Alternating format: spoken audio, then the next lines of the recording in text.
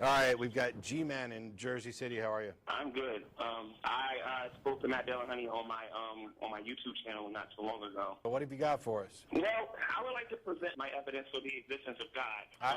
I will be happy to let you do that, but I have one quick question ahead of time. Have you changed your position on the Bible and slavery? I'm aware that many people believe that God supports slavery in the Bible, and he even tells the people how to deal with slaves. But I think there's a misconception about slavery in the Bible versus the slavery that you see going on in the transatlantic trade. Okay, stop, because not only did I give you this information, I specifically addressed it. If the Bible says you can own people as property, is it moral or immoral to own people as property? If God says no, it is not. Okay, stop. It sounded to me like you said that whether or not it's moral depends on what God says. So if God says slavery's okay, then slavery's okay? Absolutely. Okay.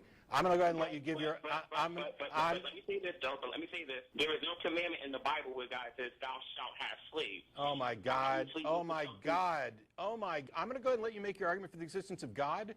But you might, after we had this conversation and after you looked it up, you are so desperate to make excuses that you will sacrifice your humanity and your morality and say, nope, slavery might have been all right if God said so. That is absolutely disgusting. So let's consider something on the slavery issue and whatnot, okay? You saw the video I made concerning slavery amongst the Hebrews and whatnot. Yes, right? I saw you say that the people who disagree with you are wrong and don't know the Bible, and then when I offered you the verses and made the arguments, now your position has changed to, well, if God says it's okay, then it's okay. You're not even willing to admit that you were wrong about what the book says before. But there's a difference. No, it's not. My point is that you will not admit that you were wrong about what you said when you were wrong and demonstrated to be wrong. Instead, you change your argument to be that if God says it's okay, then it's okay. No, actually, if you remember the comment that you left, it was me saying that I should have gave a more exhaustive example about what slavery was. Yes, and I find that to be completely dishonest, too, because saying you should have given a more exhaustive treatment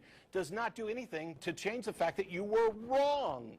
Demonstrably wrong. And you will let me get a word in, and I can explain why. I tell you what, whether or not you get another word in depends on the next things that you say. Concerning the whole thing with slavery again, the video that I made, I primarily focused on the slaves that the Hebrews had amongst their own people and whatnot, which was done because a lot of them couldn't support themselves for economic reasons. And you don't think it's G-Man, you don't think it's dishonest to only focus on Hebrew slaves? What you said was, the Bible says you have to let slaves go after 7 years, and what I showed you was that you were only talking about Hebrews who owned other Hebrew slaves because that rule only applied to fellow Jews. You portrayed it as the Bible's position on slavery when in fact it was the Bible's position on Jews. It was a special set of circumstances for them, and it includes a loophole by which you can enslave them forever. And you don't find that it was dishonest to say that? Wait a minute.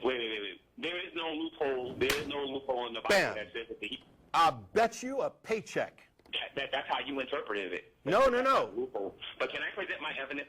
No, actually, you can't present a damn thing just yet, because I already provided you the passage. It's Exodus 21, and after it says that you must let them go after serving 7 years, it says if they came in with a wife, that wife leaves to them. But if you gave them a wife, and they come to you and say, I don't want to leave my wife, you then take them before the elders of the town, and they say, I love my master, and I want to stay with my master. You drive a spike through the air to mark that they are yours, and they become your property forever. The Bible describes exactly how you can enslave your fellow Jews forever, and that is get them single and marry them off, because their wives and their kids remain your property if they didn't come into the slave situation with them. That, my friend, is an absolute loophole, which I already told you about. You are going to disagree on. Then you're wrong. You're wrong, and you're done. It is blatantly written there, word for word. Move on to your argument for the existence of God. Okay, so we agree to disagree on the slavery. No, you're done. Bye. This is not agreeing to disagree. I'm going to pull up the passage right here, and I'm going to read it to you. Exodus 21, because I want to make sure that I don't misrepresent it. Because what you did, for those people who are interested, G-Man has a channel where he tries to make excuses for the Bible and slavery by saying, well, slavery wasn't like that. It was just indentured servitude. No, it wasn't.